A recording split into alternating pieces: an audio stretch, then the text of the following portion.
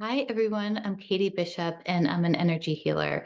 And today I wanted to take a few minutes to share what I think would be some really helpful information to help demystify things like the Akashic Records and spells and rituals and magic.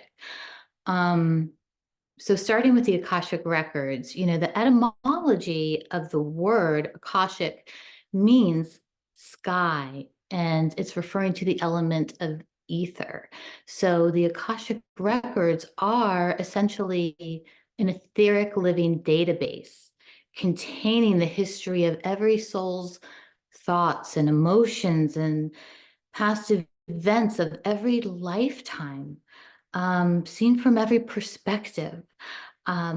It's often depicted as a library, which is a really great metaphor to help our brains comprehend and interpret the concept of the Akashic Records in general. So, this living database that contains every aspect of all of our lifetimes implies reincarnation, which I want to address really quickly because, like many of you, I was raised Catholic and taught that reincarnation does not exist.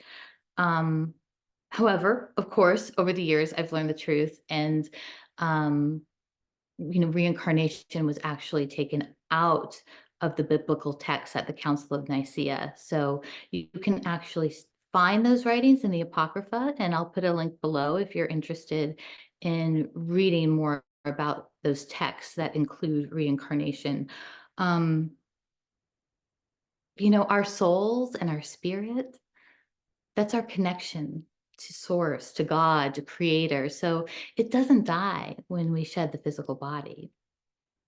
So with the Akashic records, there's so many reasons why you would want to access them because there's such a wealth of information.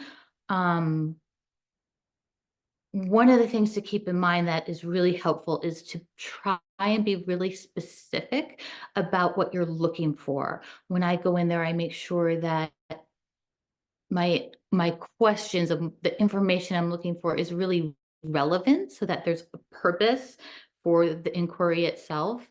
I set specific intentions. I just don't go in there to look at any past or technically parallel lives because I want the most relevant information on what I need to know today, that might help with clearing any kind of interferences or blockages. And I also use it a lot for healing purposes because we hold cellular memories from our past lives within our DNA structure.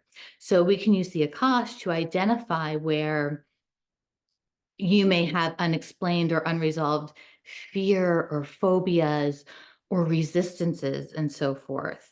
Um, we can also use the Akash to understand karmic entanglements. And I know the concept of karma is somewhat controversial, but it does exist, especially in 3D. And soul contracts, curses, spells, oaths, vows, pacts, they do exist and they affect our energy fields. So, one of the things that no one really talks about that I really see a lot of are these time encapsulated curses.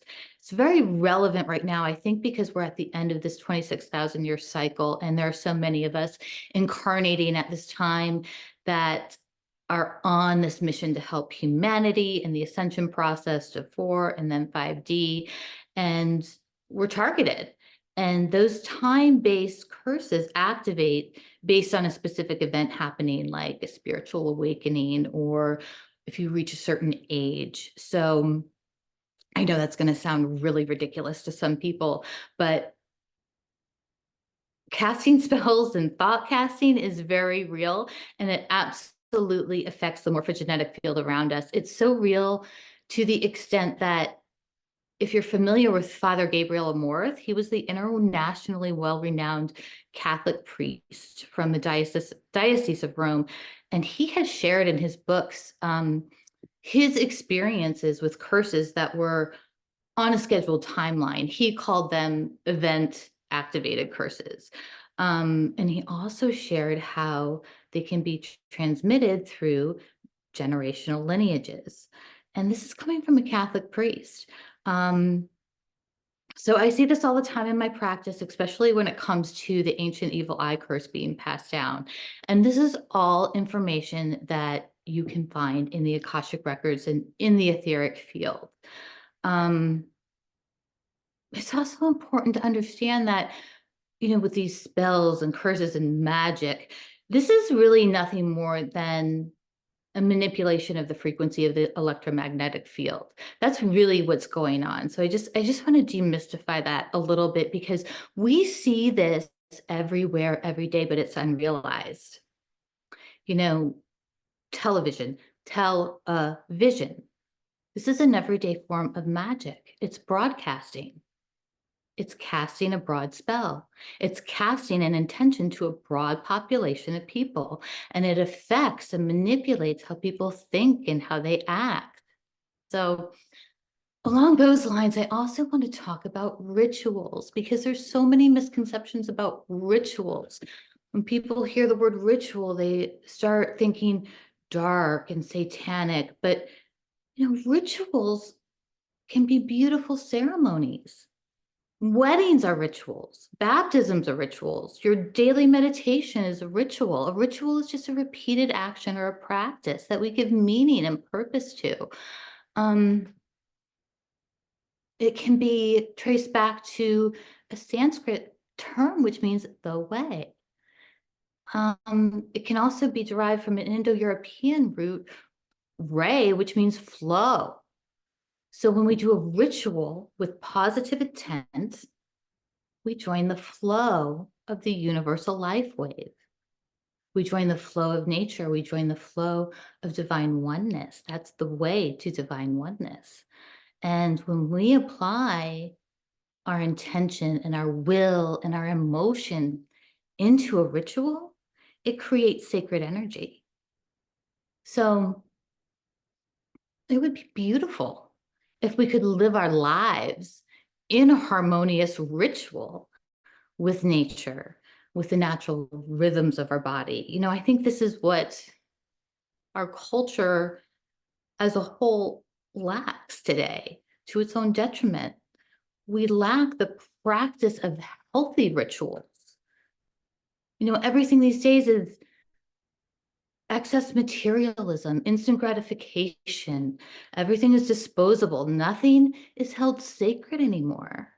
So it would be wonderful if we could embrace rituals that hold life sacred, that honor the beauty of creation, rituals that expand the spirit and the soul.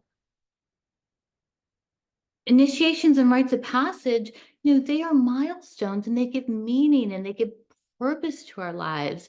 And they're very activating, especially for the unveiling of our souls and the raising of our consciousness. And the reason why they're so powerful is because when a ritual is conducted, it activates the energy of that morphogenetic field of all of those who have participated or performed that ritual in the past. So this is where you see how Native Americans had such strong ties with their ancestors through their rituals, because the rituals take us outside of time and space. I'm teaching a class on universal laws and the Hermetic principles, and with these concrete rules to the mechanics of our universe, there are ways to transcend them. And one of them is through rituals and ceremonies. We are able to bend the laws of our universe, including the laws of Newtonian physics, through ritual. So if any of this information is interesting to you and you'd like to learn more, you're not going to want to miss out on this upcoming class. It starts on May 4th. It's called the Hermetic Journey and teaches the foundational understanding of alchemy and all of the concepts I'm talking about here today. The Hermetic principles are the root of all occulted knowledge. And by occulted, I mean hidden. For example, the Masonic symbol, the letter G inside the compass, many people think that stands for grand architect or God or Genesis or geometry, but in actuality, the G goes back to one of the foundational teachings in the Hermetica. So